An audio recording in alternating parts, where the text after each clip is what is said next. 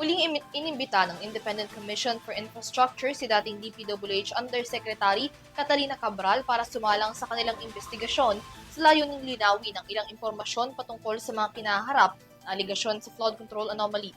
Sa kabila ng summon, no-show si Cabral sa hearing ngayong Lunes na huling hearing na rin ng ICI ngayong taon. Samantala, humarap naman sa komisyon ng ilan pang individual na iniuugnay sa anomalya kabilang na si AGA Party List Representative Nicanor Briones at ilang kawani ng Department of Budget and Management. Narito ang kabuuan ng balita. Sa huling scheduled hearing ng Independent Commission for Infrastructure para sa taong 2025, isa sa mga inimbitahan ng ahensya upang magsilbing resource person sa pagdinig nitong Lunes, si dating Department of Public Works and Highways Undersecretary Catalina Cabral. Noong nakaraang linggo, sinabi ni Executive Director Brian Hosaka na isa sa mga inimbitahan sa investigasyon ng ICI si Cabral makaraang madawit sa umano'y budget insertions at umano'y pagtanggap ng kickbacks mula sa mga maanomalyang flood control projects. Makailang beses na ring ipinatawag ng Senate Blue Ribbon Committee si Cabral sa kanilang sariling pagdinig kung saan tinanggi niya ang anumang aligasyon kaugnay ng issue bago siya tuluyang nagbitiw sa pwesto noong Setyembre. Sa kabila ng imbitasyon, walang Cabral na sumipot sa ICI ngayong Lunes. Ayon kay Hosaka, walang natanggap na kumpirmasyon ng ICI patungkol sa pagdalo ni Cabral at wala ring isinumiting dahilan sa pagliban.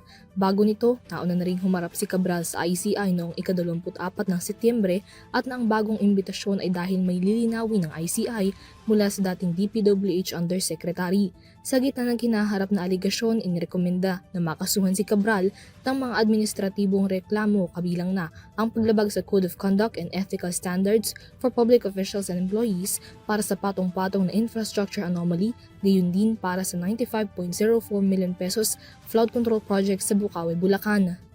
Base sa naunang anunsyo ng ICI, si Cabral lamang ang inimbitan ng ahensya para sa pagdinig nitong Lunes.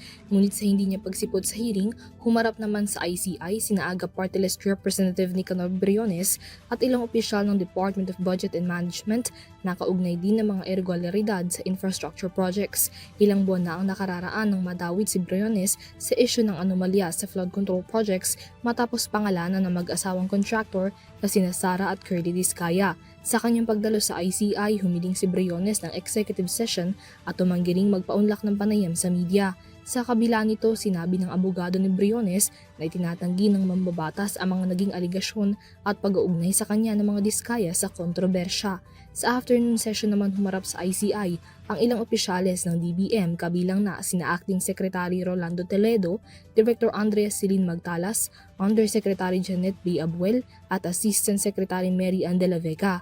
Sa muling pagharap ni Toledo sa ICI, ngayon bilang Acting Secretary ng DBM, muling nilinaw ng komisyon ang mga naging proseso at posibleng pagkakaalam ng mga opisyal sa usapin ng budget amendments at insertions.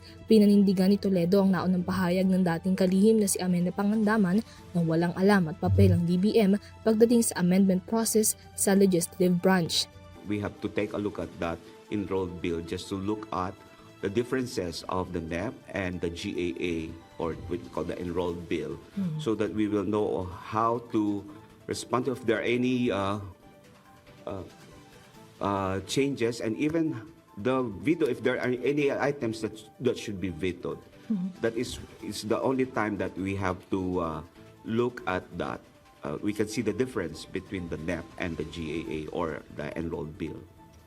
Para sa EuroTV News, Mia Layagin sumasaludo sa bawat Pilipino.